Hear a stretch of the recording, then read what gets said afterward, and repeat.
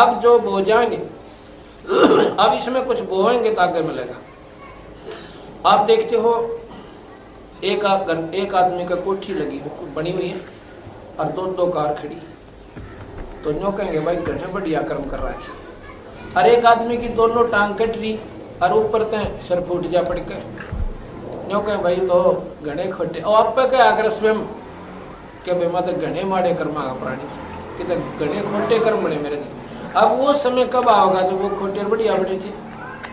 वो कौन सा समय था? वो कभी मनुष्य शरीर था और उसमें आपने कुछ शुभ और अशुभ किए थे और जिसका परमात्मा ने ई बाप को ज्यों का त्यों भुगतान किया। अब समय है मनुष्य शरीर ईब गफलत करने लाग रहे, अपनी खाई रोटी और पिया हुक्का और बेचाली ताशा की मंडली, 4 जने खेले और 24 कल की मारे चौकर तो खड़े होगा और कुछ लेना ना देना, सांझ न पल्ला झाड़ के जो के तो समय बर्बाद करके। अगर थोड़ा सा भी सोच दिया जाए ना, सत्संग मानते हैं, वो समय है उन भक्तों का जो खाली समय है। एक धार्मिक किताब ले, एक तपड़ है और बाकी सुने बैठ के, आनंद आवे, समाज सुधरे, बच्चा न बिठावे, वाण बेटियां न बिठावे और बैठ के अपना वो सत्संग सुनावे, उस किताब को पढ़े और उस अनमोल समय को हम कहाँ खो रहे हैं? ताशों का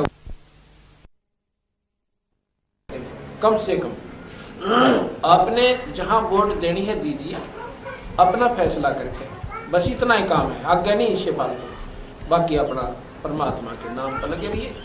ठीक है, राजा तो आपने चुनना ही पड़ेगा, आपने जो ठीक लगा विधिवत तो अपनी वोट दीजिए और बाकी अपना भजन करे, बढ़ेगा वो ठीक से, ना बढ़े तुमने क्या ठेका ले रखा बता, उसके नसीब फलेंगे। तो इस प्रकार हम जो अनावश्यक बातें हैं उनको भी इतना बढ़ा चुके और जो आवश्यक है उनको छेड़ते भी को ना। इसलिए संत कहते हैं कि सत्संग में आए बिना जीवन स्वदियावनी। और सत्संग में आप देख लो कितने गा रहे हैं, यहाँ पर वैसे भी कोई रागनी गाड़ी वाले आ जाते ना, या ड्रामा करनी है और लड़की नाचने वाले ले आते तड़क गुआंडाते ही आ जाते और रागनी गाने वाले आ जाते हैं। कंपटीशन हो जा तो बिना बुलाए 20 पूछो रे क्या का टेंट लाग रहा है, लोग कंपटीशन है, इतनी आग फैल जा मन मानो 100 कोस के आदमी यहाँ पर इकट्ठे हो जाते ट्रैक्टरों में आते और भगवान के नाम पर जगह जगह पर्चे ला रखे और बताया भी होगा भक्तों ने, लेकिन देखते भी कौन। इस मार्ग को तो हमने मतलब सबसे तुच्छ मार्ग मान लिया कि ये तो मूर्ख से लोगों का काम हुआ कर, जिन्हें काम कोई नहीं, जो हो कब बैठे और जो सारा दिन ताश खेले वो भी नौका विराट जो ठाली आदमी आगे काम से सत्संग में जाना पत्थर बोला तुम सारा दिन बता के अकेला थोड़ा सारा बैठा, अपने को कोई नहीं देखता। पर भक्ति मार्ग में जरूर नहीं कह देंगे तो फालतू आदमी का काम सब भाई फालतू से लोग आई जाकर सत्संग में पत्थर बोला। अब ये महाराज कहते हैं बीपी पड़ते रहे थी, बीपी पड़ते रहे थी जो भी लगे थी बात, अब गा तो गाड़ा फिरती हूँ अपने कुतिया बाजा। एक छोटी सी नादानी इस जीव में कितनी सेक ली। वो राजा की रानी जब काजू के हलवे जूठे छोड़ा करती थी और दिन में 3-3 बार सूट बदला करती, श्रृंगार करा करती और 36 बांधी हुआ करती उसकी केला उन्हें हर सुविधा देने वाली, खाट बिछाने की नारी, कपड़े धोने की नारी, उसको ठाठा वस्त्र दे हुआ नारी और झाड़ू दे हुआ नारी, काम का हाथ भी नहीं लाना था, रोटी को हुआ नारी। और उसने अपना वो पीछे करया हुआ खजाना पीछे जन्म का वह कमाई और कति गोलियां तला दे देकर खा ली।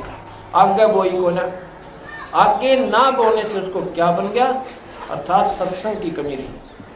सत्संग का जो अभाव है सजीव ने कहाँ ले जाकर छोड़ दे से, कहाँ तो रानी और कहाँ फिर कुतिया, अब पैर जो गले कितने पैर।